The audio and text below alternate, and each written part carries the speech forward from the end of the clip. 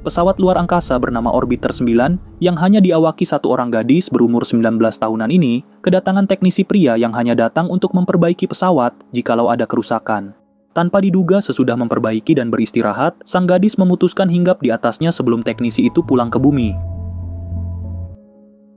Sebelum kejadian itu terlaksana, diketahui astronot yang bernama Helena sudah 19 tahun lebih menjalani misi ruang angkasa menuju planet bernama Celeste yang rencananya akan dijadikan tempat tinggal pengganti bumi. Selama berada di dalam pesawat, Helena melakukan rutinitas dengan berolahraga dan juga wajib mengirim kondisi kesehatan tubuhnya ke kantor pusat yang ada di bumi. Diketahui saat Helena berumur 3 tahun, ibu dan ayahnya terpaksa mengorbankan diri dengan keluar dari pesawat manakala ada kerusakan di perlengkapan penyuplai oksigen, sehingga sedari kecil, dia diurus oleh suara kecerdasan buatan bernama Rebecca yang mengarahkan semua tindak tanduknya di dalam pesawat. Dalam video yang ditinggalkan orang tua Helena itu, ibu dan ayahnya menjelaskan kalau oksigen yang tersisa hanya cukup sampai teknisi yang dikirimkan dari pusat datang untuk memperbaikinya. Setelah bertahun-tahun sendirian di ruang terbatas itu, akhirnya pesawat teknisi datang dan mulai melakukan koneksi yang menyebabkan guncangan, sehingga Helena tampak antusias menyambut manusia lain yang datang ke pesawatnya.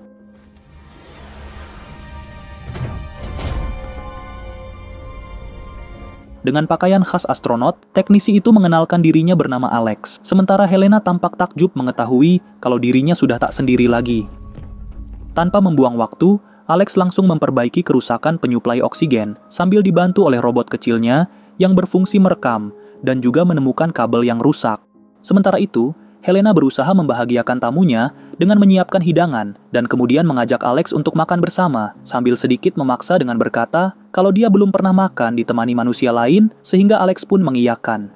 Dengan menggunakan celana pendek saat makan bersama, Helena menjelaskan mengapa orang tuanya mengorbankan hidup agar dirinya bisa sampai ke Celeste, namun Alex tampak tidak antusias mendengar ceritanya dan menjawab sekedarnya saja. Setelah makan dan beristirahat sebentar, Alex kembali melanjutkan pekerjaannya, sementara Helena yang ingin mencari perhatian sang teknisi, berpapasan dengan robot kecil dan menggunakan kesempatan itu untuk menceritakan betapa bahagia dirinya dengan kedatangan Alex. Berjam-jam kemudian, Alex menyampaikan pada Helena bahwasanya kerusakan telah diperbaiki dan akan pulang besok sehingga Helena tampak kecewa karena Alex baru sebentar di sini. Di tengah malam saat jam tidur, Helena sengaja bangun untuk memanfaatkan kesempatan emas karena pria satu-satunya yang pernah ditemui akan segera kembali ke bumi. Helena pun langsung membuka kamar Alex tanpa permisi dan hinggap di atasnya yang membuat Alex sedikit terkejut, namun Alex akhirnya tidak menolak rejeki nomplok tersebut. Keesokan paginya, Alex bangun dan menyadari kalau ia harus segera pulang dengan tidak membangunkan Helena. Ia pun mengemas peralatannya sementara Helena masih tidur pulas. Tanpa diduga, Helena bangun di saat Alex tinggal selangkah lagi keluar, sambil menunjukkan muka bete karena tidak dibangunkan untuk sekedar mengucap perpisahan. Namun sayangnya, Alex tak menunjukkan tanda kesedihan sementara Helena tetap gusar karena dalam 20 tahun lagi, takkan ada manusia lain yang datang ke pesawatnya. Yang mengejutkan pun terjadi saat keluar dari pesawat, Alex berjalan di sebuah lorong dan membuka pakaian astronotnya serta masuk ke lift yang ada di sana. Setelah naik beberapa meter, dia bukannya keluar dari pesawat luar angkasa, melainkan sebuah simulator yang didesain seperti bunker dan masih berada di bumi. Dia segera menuju ke mobilnya yang terparkir di hutan tersebut, dengan terlihat rambu peringatan bahwa tempat ini memiliki paparan radiasi nuklir yang sangat tinggi sehingga berbahaya bagi manusia. Setelah membuka pakaian astronot, dia memasukkannya ke dalam box isolasi dan kemudian menjalankan kendaraannya. Di sini kita melihat bukan cuma satu simulator yang ada di area hutan tersebut, dan beberapa saat kemudian, Alex sampai di sebuah kantor pusat yang menjalankan proyek simulator tadi yang dinamakan program Orbit, serta dijaga ketat oleh pasukan militer. Tampak kantor tersebut memonitor simulator yang ditempati Helena, dan Alex bertemu dengan ketua tim program tersebut yang bernama Hugo, yang menjelaskan kalau program simulator itu berhasil, maka dalam 20 tahun lagi, manusia benar-benar bisa tinggal di planet lain. Namun, Alex mempermasalahkan pada subjek atau orang yang diteliti di simulator, karena tidak diberitahu kebenarannya, sehingga Hugo marah dan meminta Alex tetap bekerja sesuai instruksinya. Alex kemudian pulang dari sana, dengan dilakukan pemeriksaan secara ketat terlebih dahulu, menggunakan alat pemindai radiasi sebelum diizinkan keluar. Diketahui kalau tempat kerjanya tersebut terletak di daerah pegunungan yang jauh dari pemukiman penduduk, karena di malam hari, Alex baru tiba di apartemennya.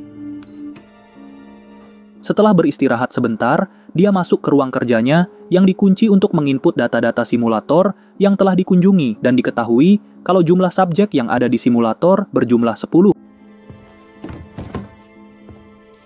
Di sisi lain, Helena kembali merasa kesepian dan acap kali melihat video yang ada di bumi untuk mengobati kesendiriannya. Keesokan harinya, Alex bertemu dengan sahabatnya yang merupakan dokter bernama Chow dan diberitahu kalau tubuh Alex terpapar radiasi walau masih dalam batas wajar. Setelah sampai apartemen, Alex mendengar berita kalau bumi makin rusak dan kemudian tak sengaja melihat video curahan hati Helena pada robot kecil yang berkata bahwa kedatangan Alex sangat berharga bagi hidupnya.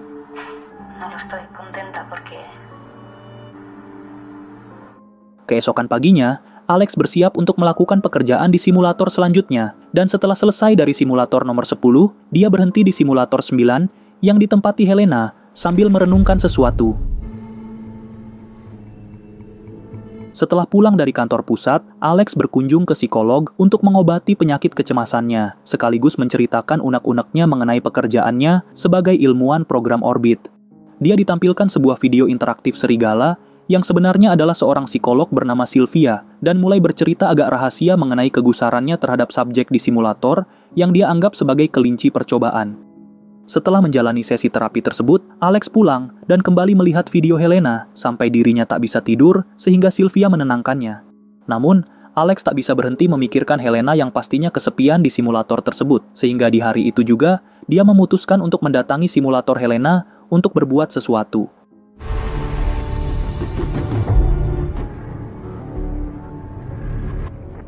Tanpa diduga, dia berjalan masuk ke simulator tersebut tanpa diketahui siapapun, sehingga Helena kaget dengan adanya koneksi yang dipikirnya pesawat nyasar, dan ia pun langsung terkejut manakala Alex yang muncul tanpa mengenakan pakaian astronot.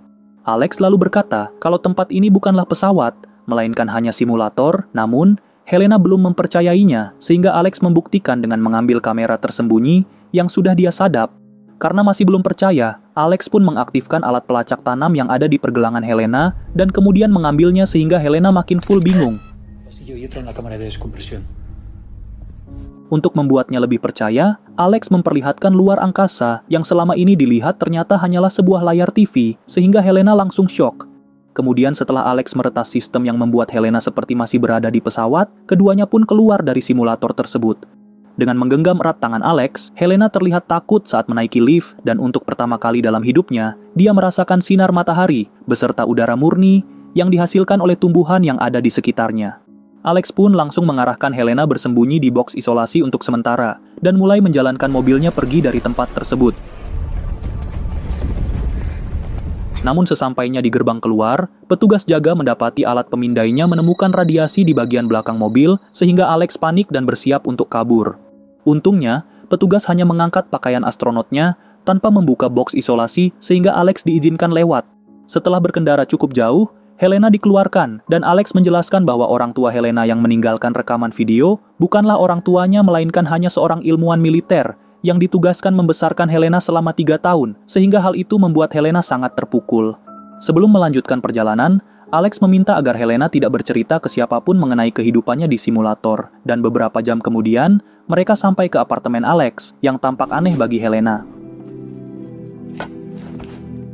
Untuk pertama kalinya, Helena merasakan terpaan hujan di tubuhnya, dan saking bahagianya, dia mengajak Alex ikut serta yang kemudian berujung pada tindakan unboxing. Sebangunnya dari tidur, Helena mendapati catatan yang ditinggalkan oleh Alex, yang berisi agar dirinya tidak keluar apartemen, serta memberi posisi tempat kerjanya atau kantor pusat berada. Di sisi lain, Alex masuk ke kantor pusat untuk sekedar absen, agar tak menimbulkan kecurigaan, dan kemudian malam harinya pergi ke psikolog, untuk bercerita bahwa dirinya sudah membawa subjek keluar dari simulator tanpa sepengetahuan siapapun. Sylvia yang tahu kalau program simulator merupakan proyek strategis pemerintah, segera menghampiri Alex untuk memberikan tempat persembunyian jikalau pemerintah memburunya.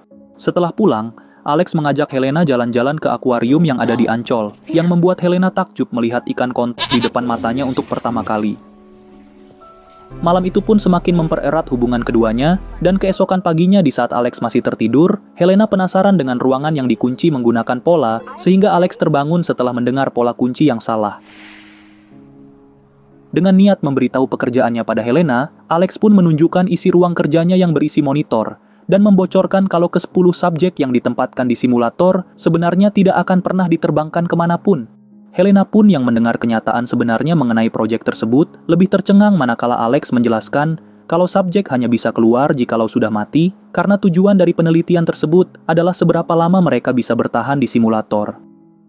Malam harinya, Alex mengajak Helena nongkrong bersama sahabatnya dan di sana Helena mengetahui kalau bumi memang mulai tidak layak huni, sehingga karena itulah pemerintah mempersiapkan program berangkat ke planet lain tanpa masyarakat diberitahu kalau persiapan tersebut melibatkan 10 subjek yang dibuat seolah berada di dalam pesawat. Saat mengirim data Helena agar kantor pusat tidak curiga, Helena menunjukkan kulitnya yang mengalami kemerahan, sehingga Alex membawanya ke rumah sakit tempat Chow bekerja.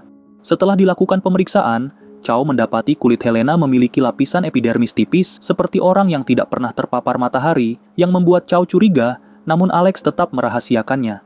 Keesokan harinya di mana terlihat udara kotor menyelimuti seluruh kota, Alex masuk ke kantor sementara Helena bosan di apartemen sehingga dirinya memutuskan masuk ke ruang kerja Alex yang tak terkunci. Matanya kemudian tertuju pada kumpulan arsip lengkap yang berisi ke-10 subjek yang berada di simulator. Dan ketika membuka arsipnya sendiri, Helena menemukan kalau dirinya merupakan subjek hasil cloning, sehingga dirinya memutuskan menemui pasangan yang ada di rekaman pesawat. Dengan menaiki kereta sesuai alamat di arsip, ia kemudian menuju rumah pasangan tersebut, sementara Alex sedang rapat dengan para petinggi program orbit, di mana Hugo berterima kasih pada pihak militer karena telah diizinkan mengakses penyedia cloning. Setelah Helena sampai, keduanya menjelaskan kalau benar Helena merupakan cloning dari manusia lain, dan sebagai ilmuwan militer, kedua pasangan tersebut mengaku hanya ditugaskan membesarkannya sampai umur 3 tahun sebelum meninggalkannya sendirian di dalam simulator. Di sisi lain, Alex OTW pulang dan sesampainya di apartemen, dia mengetahui kalau Helena sudah melihat arsip rahasianya, sehingga kepanikan muncul di wajahnya. Ketika Helena masih hancur mendengar kenyataan hidupnya, ia dipasangi gelang pelacak yang membuat istrinya marah, sehingga sang suami langsung dihentikan untuk melapor ke kantor pusat. Kemudian, pelacak Helena dilepas, dan wanita itu merasa tidak tega dengannya, sambil memeluknya dengan erat, sementara Hugo sudah mengetahui ada subjek yang berada di luar simulator, sehingga memerintahkan pasukan untuk memburu subjek tersebut.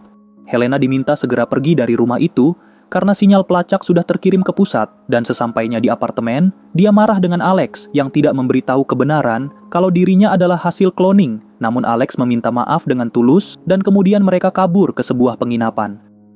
Keesokan paginya, pemimpin dunia dari program orbit yang bernama Catherine datang jauh-jauh dari Amerika setelah mendengar ada subjek yang keluar dari simulator. Tanpa banyak cincong, Hugo diperintahkan untuk segera menangkap Helena, entah itu hidup atau mati, karena keberadaannya sudah tidak diperlukan di proyek tersebut. Hugo pun membawa 2 pasukan bersenjatanya menuju apartemen Alex dan segera menggeledah barang-barangnya serta masuk ke ruang kerjanya. Ternyata dugaan Hugo benar, bahwa Alex lah yang sudah membawa kabur Helena dan segera melakukan pencarian selanjutnya di tempat Alex biasa berkonsultasi masalah hidup. Sementara itu, Alex dan Helena mengemas barang-barangnya dari penginapan untuk bertemu Sylvia di tempat kerjanya serta mengambil kunci rumah Sylvia dengan tujuan kabur dari kejaran Hugo. Tanpa diduga, Hugo sudah sampai di sana sehingga Sylvia keluar agar Hugo tidak masuk ke ruangan yang ada Helena dan Alex. Namun, dia ditodong oleh pasukan Hugo untuk dipaksa memberitahu yang sebenarnya. Hugo pun meminta berkas konsultasi Alex, namun Sylvia hanya menunjukkan pekerjaannya, yaitu sebagai seorang psikolog yang menggunakan media virtual reality agar pasiennya lebih terbuka dalam menceritakan permasalahan. Tanpa diduga, pasukannya melihat bahwa virtual reality-nya bergerak seperti manusia, sehingga Hugo curiga kalau di balik layar tersebut adalah 2 orang yang sedang mereka cari. Sylvia pun kembali ditodong, lalu ketika Sylvia banyak omon-omon, dia pun didor yang menyebabkan Helena berteriak sehingga Hugo menyadari keberadaan keduanya. Alex dan Helena pun langsung lari dari ruangan tersebut, sementara 2 pasukan Hugo langsung mengejar mereka dengan senjata di tangan. Saat keduanya terpojok dan satu-satunya jalan adalah melompat ke gedung lain, Helena memaksa Alex lompat duluan. Namun setelah Alex berhasil, Helena memutuskan menyerahkan diri demi keselamatan Alex.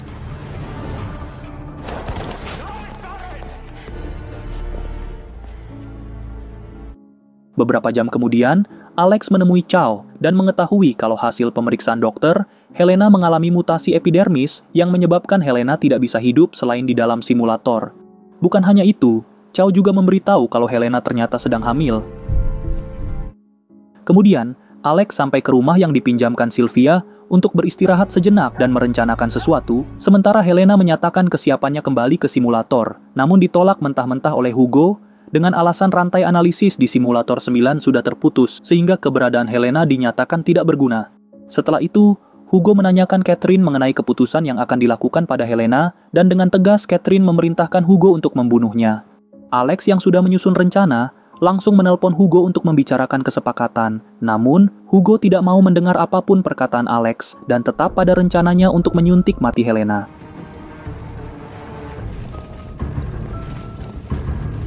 Karena ditolak sebelum menerangkan kesepakatannya, Alex langsung menerobos masuk ke kantor pusat, sehingga para penjaga langsung mengepungnya.